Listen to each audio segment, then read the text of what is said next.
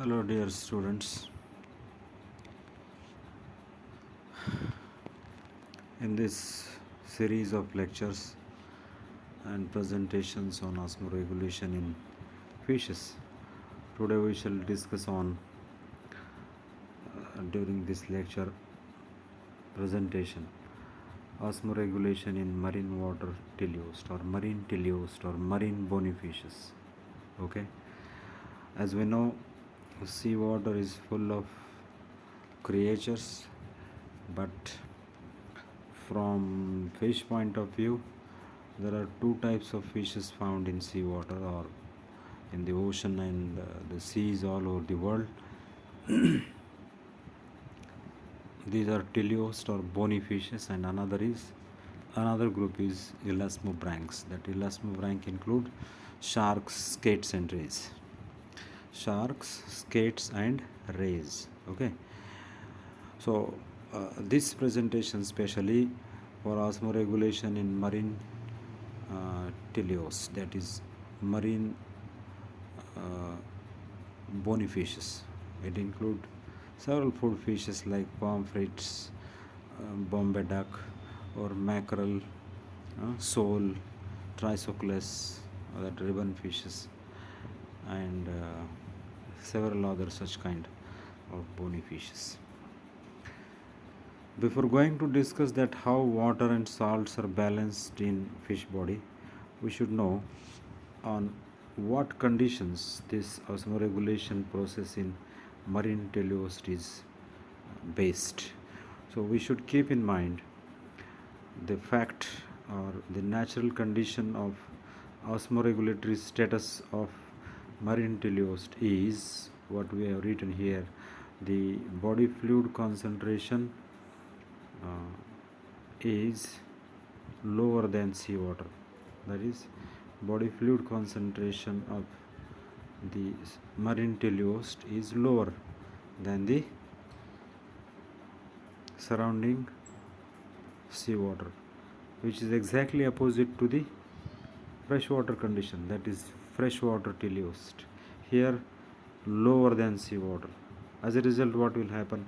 The movement of water from lower concentration to higher concentration happens as a law of osmosis. From marine fish teleost body, the water loss happen, or there is loss of water from fish body to outside. This happens naturally.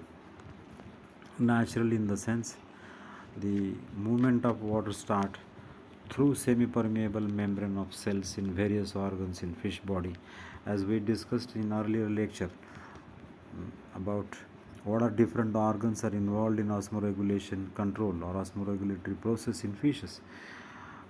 One of the organ is mouth, that is oral membrane, gill lamellae. Next is intestinal membrane, kidney tubules, okay, then skin.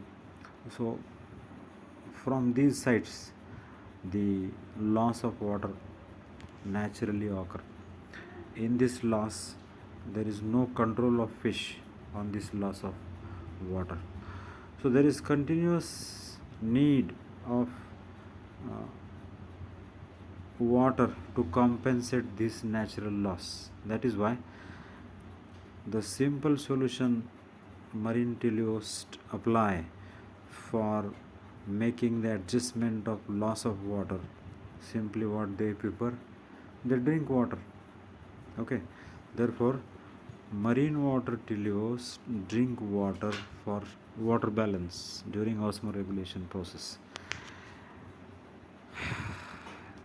whereas freshwater teleost never drink water because already water enters into their body. In marine fishes, water loss from body, therefore marine teleost drink water. Here another problem arises. Fishes are interested only in water, not in salts. Okay, because their body fluid concentration is less, they don't need salts.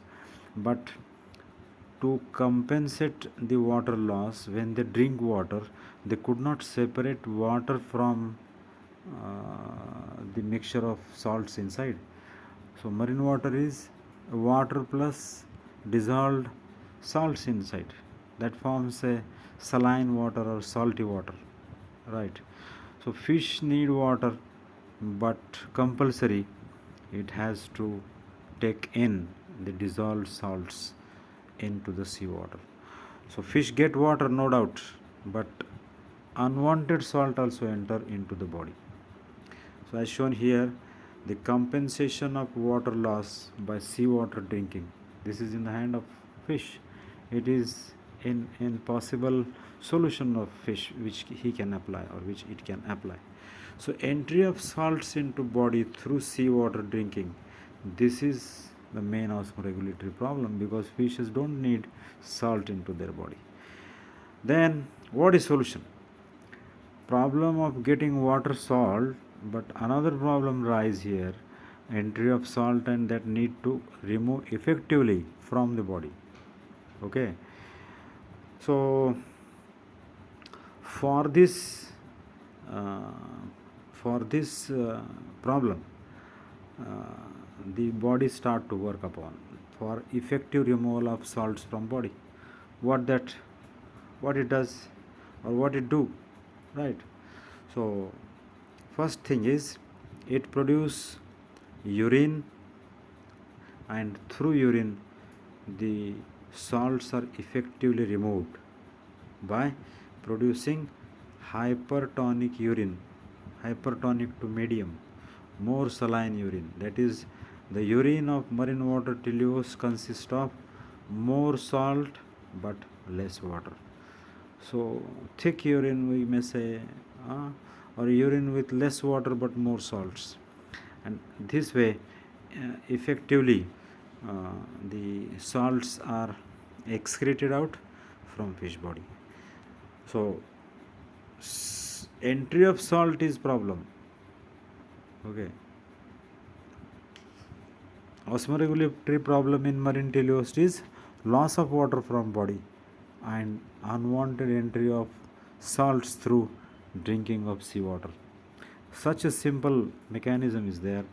Already we should have prior readings about what is diffusion, what is active transport, what is osmosis, what is exosmosis, what is endosmosis, like that. Already I have given the definitions in earlier presentations. So this also you should keep in mind. So osmoregulatory problem for marine teleost, here I summarize with the number 1, 2 is loss of water from body into surrounding seawater by exosmosis. Second number, excess entry of salts into fish body through seawater drinking. So osmoregulatory solutions by marine fishes or marine teleost for these problems are seawater drinking against exosmotic water loss.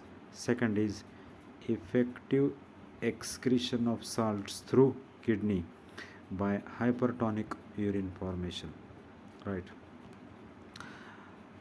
With this single simple slide we can understand the process how osmoregulation or water and salts are balanced in marine teleost. Only single slide you can see here. You can repeatedly see these things, but for these processes, that is how salts are effectively excreted and how water is conserved into the body, here also the hormones work for these diffusion, osmosis and active transport processes. We have a separate topic and discussion on how hormones control osmoregulation process in freshwater fishes and marine teleost. With this, see you again for next presentation. It's very short and simple what I made for all of you. See you again. We stop here.